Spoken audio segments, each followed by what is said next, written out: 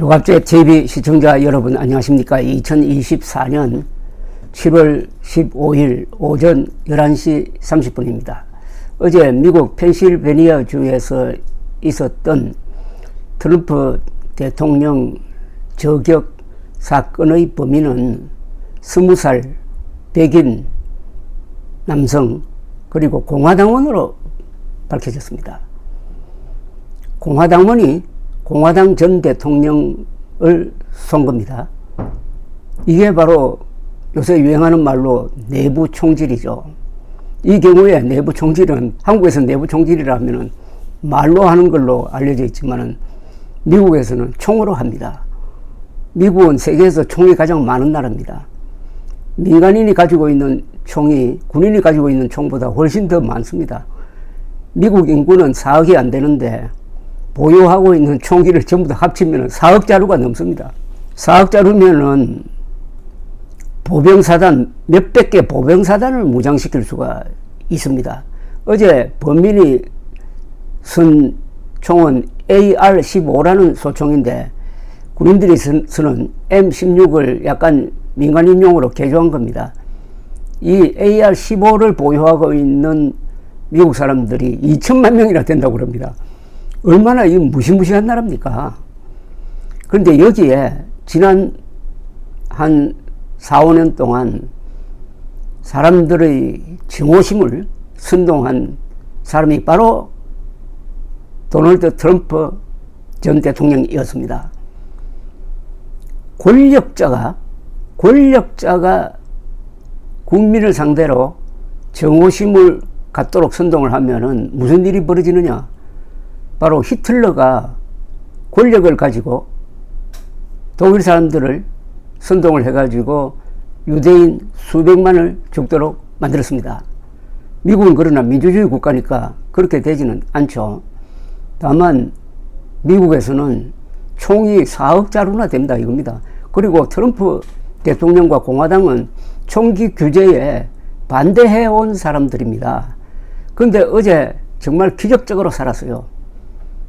한 1mm, 2mm 차이로 살았다고 보면 됩니다. 오른쪽 귀의 윗부분을 관통했습니다. 근데 그 직후에 트럼프 대통령이 보여주고 있는 행태는 뭔가 그동안에 걸어왔던 길과 좀 맞지 않는, 그래서 거부감을 느끼게 합니다. 동정심도 물론 있죠. 다행이다라는 동정심도 있지만은 그 뒤에 트럼프 대통령 후보가 하는 행동은 글쎄요입니다. 어제 자신의 사회관계망 서비스인 트루스 소셜 계정에 직접 올린 글에서 이런 소감을 밝혔습니다. 어제 여러분의 염려와 기도에 감사드린다. 상상도 할 수 없는 일이 일어나지 않도록 막아주신 분은 오직 하나님이다. 우리는 두려워하지 않을 것이다. 악에 맞서 계속 저항할 것이다.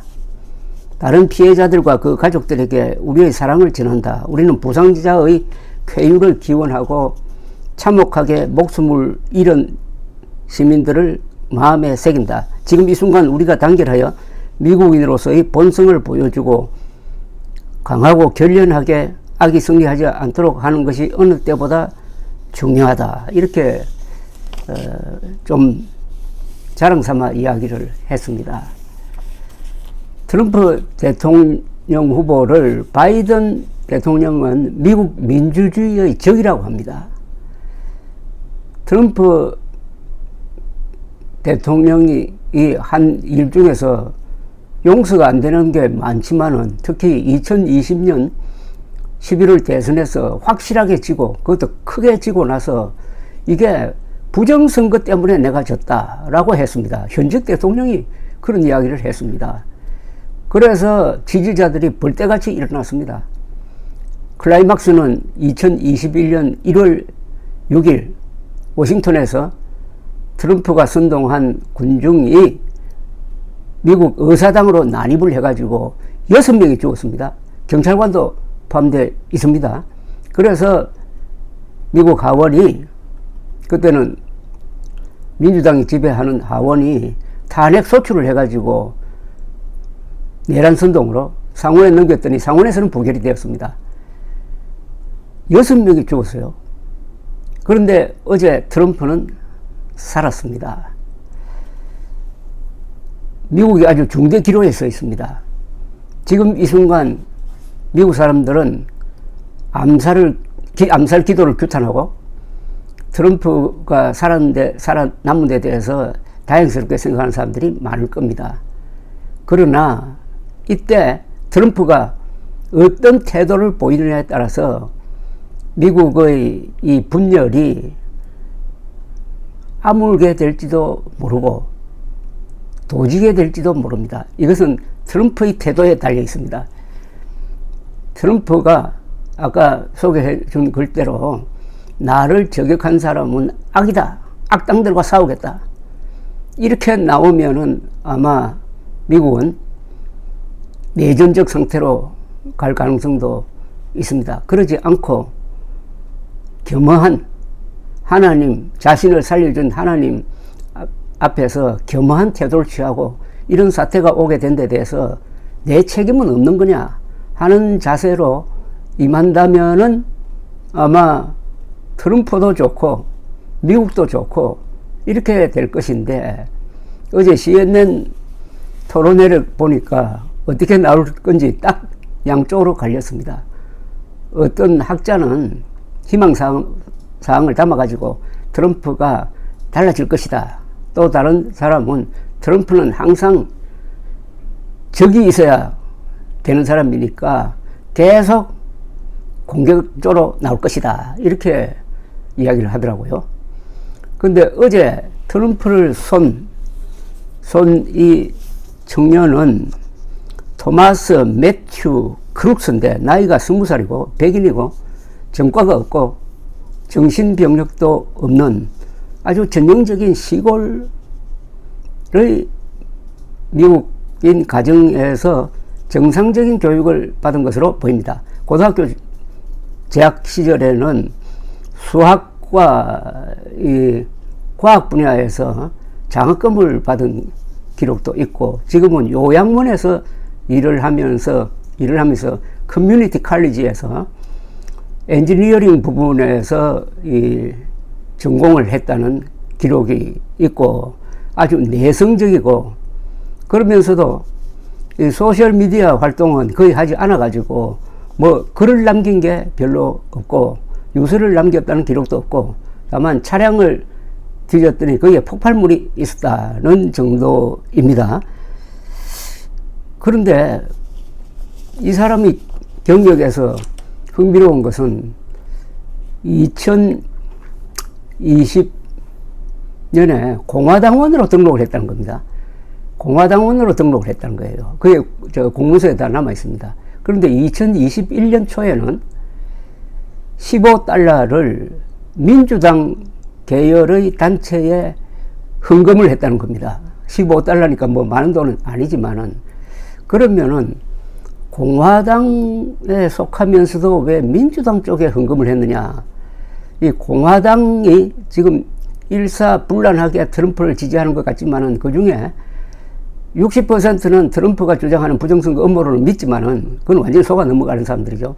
그래도 한 30~40%의 공화당의 전통적인 어떤 가치관을 버리지 않고 이 트럼프를 상당히 비판적으로 본다는 겁니다. 그래서 이 범인은, 크룩스라는 이 20살 청년은 공화당 내의 반 트럼프 성향을 가졌던 사람으로 저는 봅니다. 그리고 민주당 단체에 헌금을 한 그 시점이 바로 2021년 1월 6일 트럼프가 선동한 군중이 미국 의사당에 난입한 그 직후였으니까 그게 계기가 되어가지고 지금까지 내성적인 청년이 골똘하게 이 트럼프를 제거해야 미국의 민주주의가 지켜진다 하는 이런 확신을 가지고 범행을 일으킨 것이 아닌가 하는 생각이 듭니다.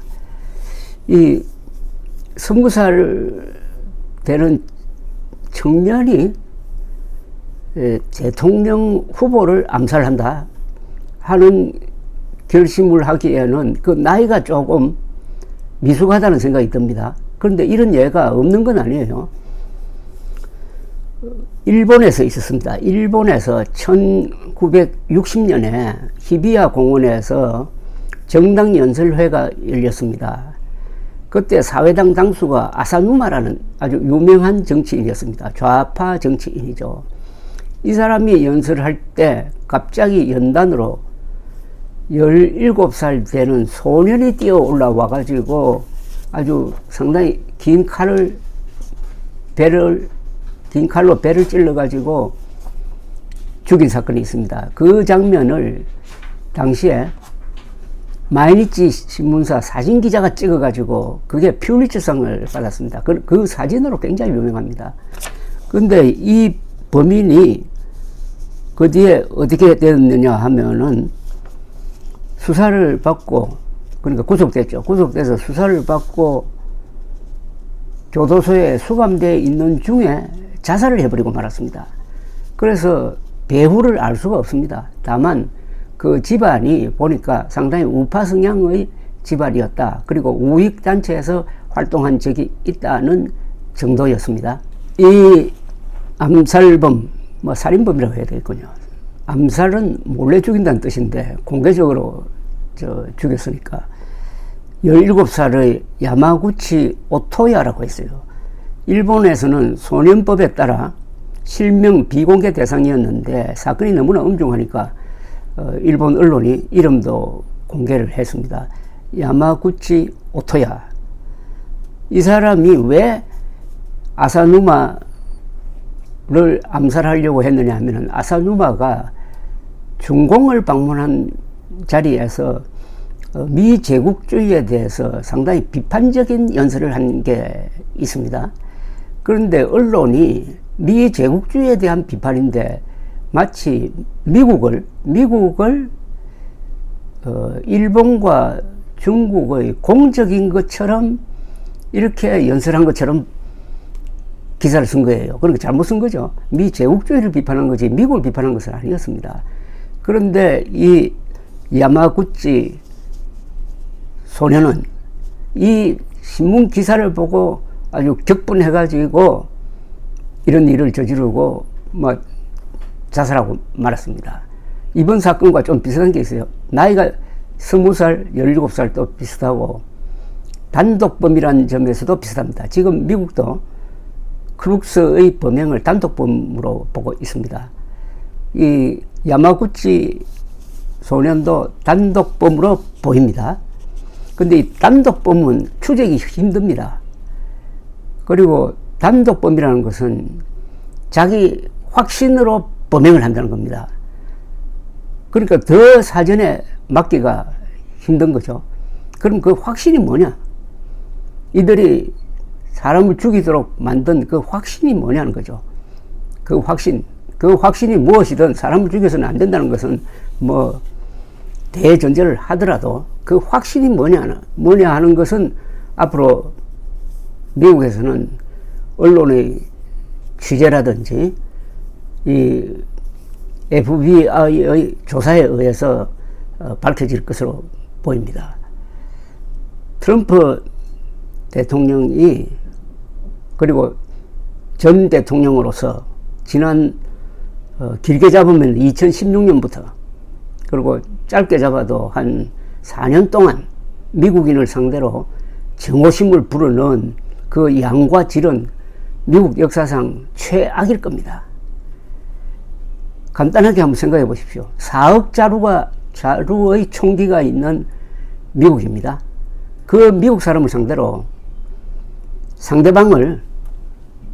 상대방을 악마화하는 선동을 다른 사람이 한 게 아니고 대통령 그리고 유력한 대통령 후보가 주구장창 했다 하면은 이것은 한국 속담대로 비유를 하면은 섭을 지고 불 속으로 들어가는 것 아니었겠습니까? 어제 일어난 사건이 그런 현상의 하나였다 한다는 점에서 우리나라도 조심을 해야 됩니다. 우리나라는 기본적으로 좌우 대결 구도입니다. 김일성 세력과 대한민국 세력의 대결 구도니까 서로 아주 험한 말을 하고, 특히 한국에서는 이 좌익 세력이 정오심을 선동합니다. 좌익은 원래 정오의 과학입니다. 지배계급과 피지배계급으로 나눠가지고 지배계급을 타도하는 것이 그 수단 방법을 가리지 않아야 되고, 무슨 수를 쓰더라도 타도하는 그 자체가 정의다, 이렇게 가르치고, 여기에 물든 자들이 정치, 학계, 언론에 들어와 가지고 그동안 수십 년 동안 선동을 하니까 거기에 대한 대응으로서 이 우파의 대응도 격렬해지지만은 그 비례관계에서는 압도적으로 한국에서는 이 좌익 선동이 더 악질적이었습니다. 트럼프 대통령 암살 미수 사건을 계기로 우리를 한번 되돌아보면서 서로 자중할 때입니다. 특히 윤석열 대통령은 자신의 안전을 지키는데 아주 신경을 써야 됩니다. 하루에 2번 출퇴근하는, 숙소와 집무실을 분리해가지고 하는 이것부터 바꿔야 합니다. 윤석열 대통령의 출퇴근을 지켜보는 국민들이 조마조마합니다. 감사합니다.